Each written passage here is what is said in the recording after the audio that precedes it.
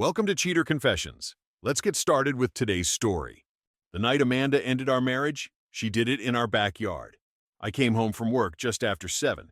The patio lights were on. A bottle of wine sat on the outdoor table. Amanda was already there, staring into the darkness beyond the fence. That alone told me something was coming. Amanda never sat outside by herself. I loosened my tie and pulled out the chair across from her. "What's going on?" I asked. She took a deep breath. "We need to talk." I almost laughed. Whenever someone says that, they already made their decision. I poured myself a glass of water. "Go ahead." Amanda looked nervous. Not sad, not emotional, just nervous. Like someone preparing for a difficult presentation. Then she finally said it. "I'm done with this marriage." The words hung in the air. She watched my face carefully, waiting, expecting something, anger, shock, an argument. Instead, I smiled. Not a big smile, just enough. Amanda blinked. "What?" I leaned back in my chair. "Nothing." "What do you mean, nothing?" I shrugged. "I mean, if that's what you want, then that's what you want." Her eyes narrowed. "That's it? What were you expecting?" Amanda stared at me. For a moment, she looked genuinely confused. "We've been married 18 years, Spencer." "I know. And you're not going to fight for us?" I looked directly at her. "No." The answer hit her harder than I expected. Her shoulders stiffened. "Wow. What? You really don't care." I almost corrected her, but there was no point. People hear what they want to hear. Amanda stood and folded her arms. "I thought you'd at least ask why." "I don't need to." Silence. The wind moved through the trees behind us. Amanda looked away first. "Fine," she said. "Maybe this is for the best." "Maybe it is." She shook her head and walked back into the house. I stayed outside for another minute. Then I finished my water and looked up at the night sky. Amanda thought she had just surprised me. The truth was, she was 6 months late. By the time she ended our marriage, I already knew exactly why. And more importantly, I was already prepared for what came next. I didn't discover Amanda's affair because I was snooping. I discovered it because she got careless. For most of our marriage, Amanda was predictable. She liked routines. Same coffee shop, same gym schedule, same stores. Then things started changing. Small things at first. A dinner that ran late. A Saturday meeting that somehow lasted 6 hours. A sudden interest in dressing up for errands that normally took 15 minutes. Most men would have ignored it. I didn't. I owned a commercial construction company. My job was solving problems before they became disasters. Patterns mattered, and Amanda's patterns were changing. One afternoon, I was reviewing our monthly expenses when I noticed recurring charges at a luxury apartment complex across town. Not rent, guest parking fees, the same building, over and over.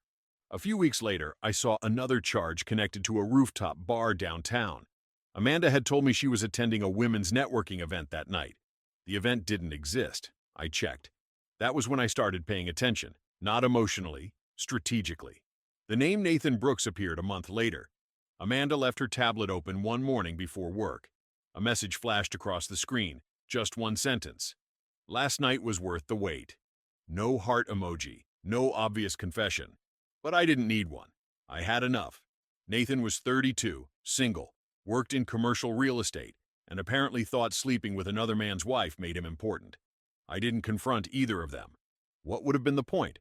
Amanda wasn't confused. She wasn't lost. She was making choices. So I made my own. I met with my attorney, quietly. I reviewed every financial account, moved assets that belonged solely to me, updated business protections, prepared for every possible outcome. Meanwhile, Amanda acted like she was directing the entire situation. Every time she left the house, she thought she was one step ahead. She wasn't. One evening, she walked into the kitchen smiling at her phone. I was sitting at the counter reviewing contracts. She slid the phone into her purse the second she saw me. "Busy?" she asked. "Always." She nodded. Then she smiled. The same smile she'd been giving me for months. The smile of someone keeping a secret. I looked right back at her. The difference was simple. Amanda thought I didn't know the truth. What she didn't realize was that I'd already started building my life without her, long before she ever said she was done with the marriage. 3 weeks after Amanda dropped her little announcement in the backyard, she started building her version of the story. I found out through one of her friends. Not because I asked, because her friend called me. Her name was Lauren Mitchell. Lauren and Amanda had been close for years, but Lauren had one quality Amanda never appreciated. She hated nonsense. The call came on a Friday afternoon while I was inspecting a project site. "Spencer," Lauren said, "do you have a minute?" "Sure." There was a pause. "I just had lunch with Amanda."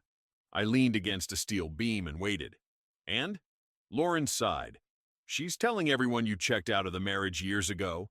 I almost laughed. "Is that right?" "According to her, she tried everything. Counseling, communication, effort." I shook my head. Interesting. Amanda and I had never attended a single counseling session. Not one. Lauren continued. "She's acting like your reaction proved her point." "What reaction?" "The fact that you didn't fight." I smiled. "People always misunderstood that. Not fighting wasn't weakness. Sometimes it was the strongest move available." "What did you tell her?" I asked. "The truth." That got my attention. "And what's that?" Lauren didn't hesitate. "I told her a man doesn't walk away that calmly unless he's already seen something." For the first time during the conversation, I laughed. Lauren was smarter than Amanda realized. After the call ended, I got back to work. I had more important things to do than manage rumors. The following week, I signed the lease on a downtown apartment. Nothing extravagant, just practical, quiet, close to my office. The day after that, I hired movers. I didn't make speeches. I didn't threaten Amanda. I didn't ask permission. I simply started removing my things. The first boxes disappeared from my home office, then my clothes, then personal documents. Amanda noticed, of course. One evening she stood in the doorway watching me pack. "What are you doing?" "Moving." She frowned. "Already?" I taped a box shut. "You said you were done with the marriage. That doesn't mean you have to rush." I looked at her. For a moment she seemed surprised by the expression on my face. Not anger, not sadness, just certainty. "Amanda," I said, "the only person rushing here is the one who started 6 months ago." Her face tightened immediately. I picked up the box and walked past her. And for the first time since the divorce conversation, Amanda had absolutely nothing to say. The move took 9 days, not because I had that much stuff, because I wanted it done properly. Every box had a destination, every document had a place, every decision had already been made before I lifted a single thing. Amanda kept expecting some kind of confrontation. She never got one. By the final day, the house looked almost untouched. The furniture stayed, the decorations stayed, the kitchen stayed exactly as it was. I only took what belonged to me. The morning I left, Amanda wasn't home. She'd gone out early. I loaded the last box into my truck and took one final walk through the house. Then I placed my key on the kitchen counter. No note, no dramatic goodbye, no final speech, just a key. I pulled the front door shut behind me and walked to my truck. Then I drove away. My apartment felt different from the moment I walked inside. Not because it was bigger, it wasn't. Not because it was newer, it wasn't. It felt different because every single thing inside it belonged to me. For the first time in years, there was no tension, no guessing games, no wondering who Amanda was texting when she smiled at her phone. Just peace. 3 days later, she called. I answered. "Hey," she said. "What's up?" There was a pause. "I can't find the paperwork for the home insurance." I already knew where it was. Top drawer of the office desk. Amanda knew too. She had organized that drawer herself. "It's in the office desk." "Oh." Silence. Then another silence. Finally, I asked, "Was that all?" "Yeah." "Okay." I hung up. A week later, she called again. This time it was about a lawn service contact, then a garage code, then an appliance warranty. Each excuse got weaker. Each conversation got longer. One evening she called while I was eating dinner. I was thinking. Dangerous habit. Amanda ignored that. "Don't you think everything happened kind of fast?" I almost laughed. Fast? She'd been seeing another man for months. "I don't." "Spencer, 18 years is a long time." "It is." "So that's it?" I set down my fork. "What exactly are you looking for, Amanda?" The silence on the other end lasted several seconds. Finally, she spoke. "I don't know." That was the most honest thing she'd said in months. I leaned back in my chair. "I think you do know." "What does that mean?" "It means you expected me to chase you." She didn't answer. Because we both knew I was right. Amanda wasn't calling because she missed me. She was calling because the story she'd imagined wasn't happening. and that was starting to bother her. About a month after I moved out, I got a call that actually mattered. It was from my son, Logan. Logan was from my first marriage, years before Amanda came into my life. He was 28 and lived 3 states away. He worked in cybersecurity and had inherited my habit of noticing things other people missed. We talked regularly, but not every week. So, when I saw his name pop up on my phone in the middle of a Tuesday afternoon, I answered immediately. "Everything okay?" "Depends," Logan said. "You tell me." I smiled. "That sounds serious." I talked to Amanda. There it was. I leaned back in my office chair. "And what did she tell you?" "That the marriage ended. That you didn't fight for it. That you moved out like you couldn't wait to leave." I laughed. A real laugh. "Did you believe her?" "No." His answer came instantly. That made me smile even more. "Why not?" "Because I've known you my whole life." "Fair point," Logan continued. "You're not impulsive. If you walked away that calmly, there was a reason." For a moment, neither of us spoke.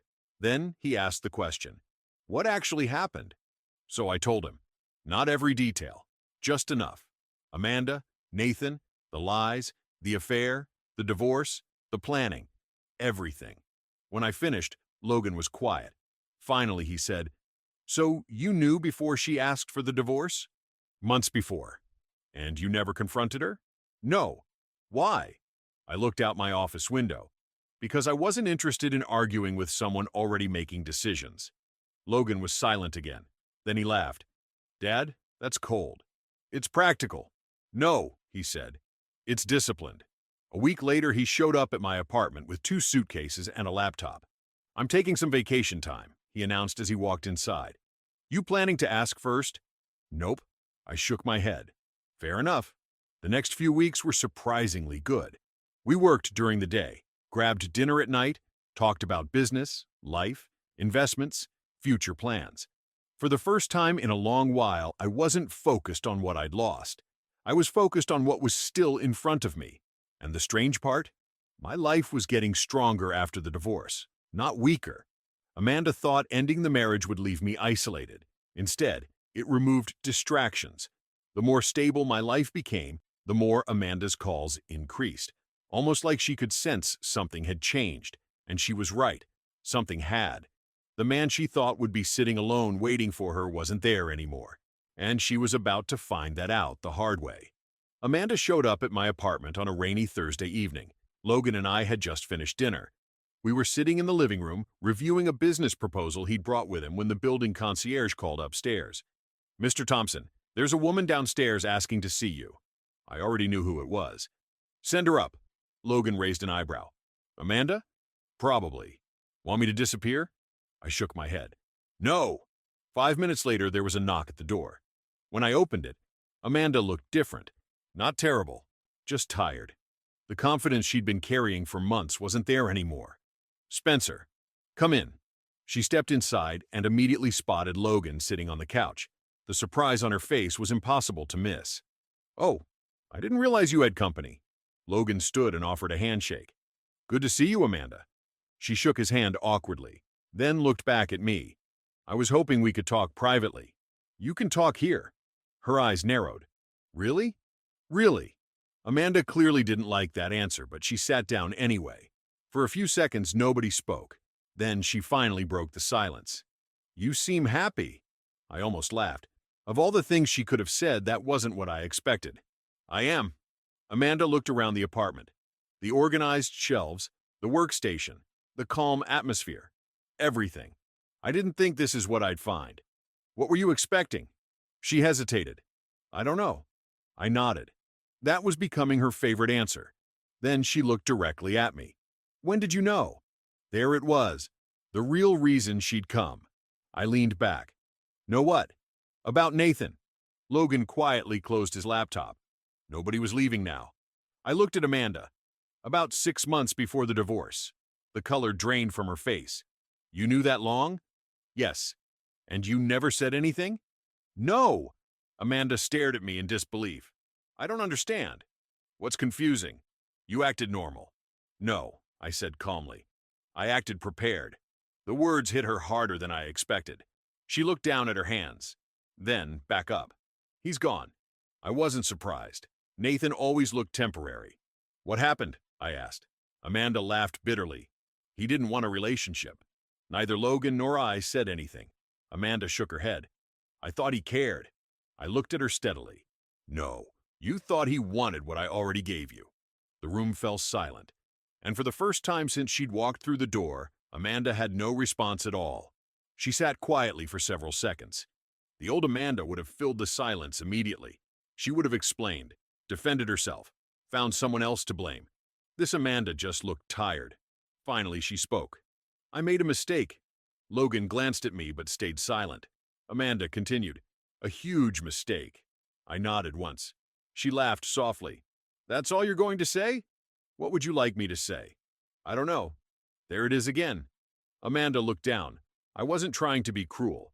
I was being honest. For months, she'd made choices without hesitation. Now that those choices had consequences, suddenly everything was uncertain. She took a deep breath. Nathan wasn't what I thought he was. I know. He told me everything I wanted to hear. I know. He made me feel important. I looked at her calmly. And then? Her jaw tightened. Then he left. Neither Logan nor I reacted. Amanda shook her head. You don't understand. No, I said. I understand perfectly. That got her attention. I leaned forward slightly. You thought excitement was the same thing as happiness. Amanda looked away. You thought attention was the same thing as love. Still nothing. You thought risking everything would somehow improve your life. Her eyes filled with tears. For the first time all evening she wasn't arguing, because she knew I was right. Finally she looked back at me. Can we start over? The question hung in the room. Logan stayed completely still. Amanda's eyes never left mine. She was serious, completely serious. For months she had expected me to fight for the marriage. Now she was the one fighting. The irony wasn't lost on me. No, the answer came immediately. No hesitation, no dramatic pause, just the truth. Amanda looked like she'd been hit. Spencer, no, you didn't even think about it.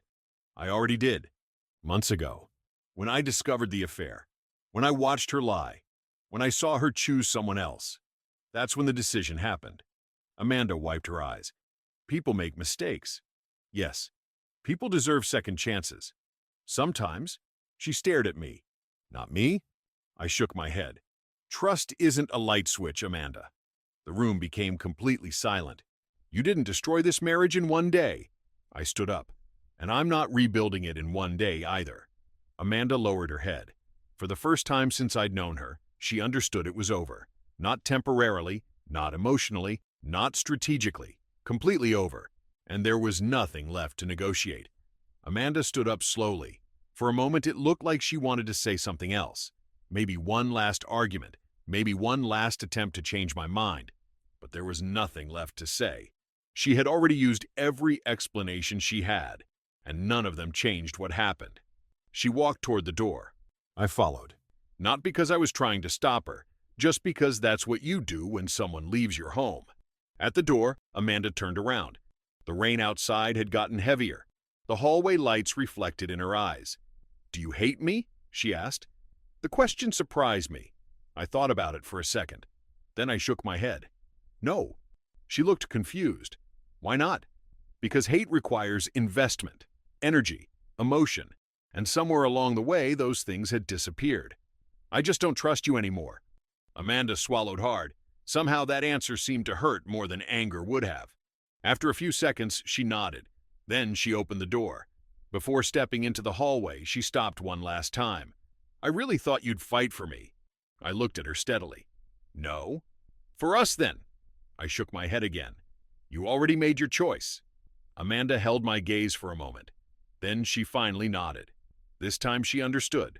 Not because I explained it better, not because she agreed with me, because reality had finally caught up with her. Without another word, she walked away. The elevator doors closed, and that was the last time I saw Amanda. I stood there for a moment before closing the door. When I returned to the living room, Logan looked up from the couch. You okay? I smiled. The same smile Amanda had seen months earlier in the backyard. The smile that had confused her so much. Yeah, he nodded. I figured. A few minutes later, he went back to his laptop. I sat by the window overlooking the city lights, and I thought about that night in the backyard. The night Amanda looked me in the eye and said, "I'm done with this marriage." At the time, she thought my smile meant surrender. She took it as proof that I didn't care. Maybe she even believed she was winning. But that wasn't what it meant at all. The truth was much simpler. By then, I'd already accepted reality. I'd already made my decision. I'd already started moving forward. Amanda thought she was ending my future. Instead, she accidentally gave it back to me. And sitting there in my apartment, with peace in my home, my son nearby, and my life moving forward, I realized something important. The day Amanda said she was done with the marriage wasn't the day my life fell apart. It was the day it finally started getting better. Thank you for watching.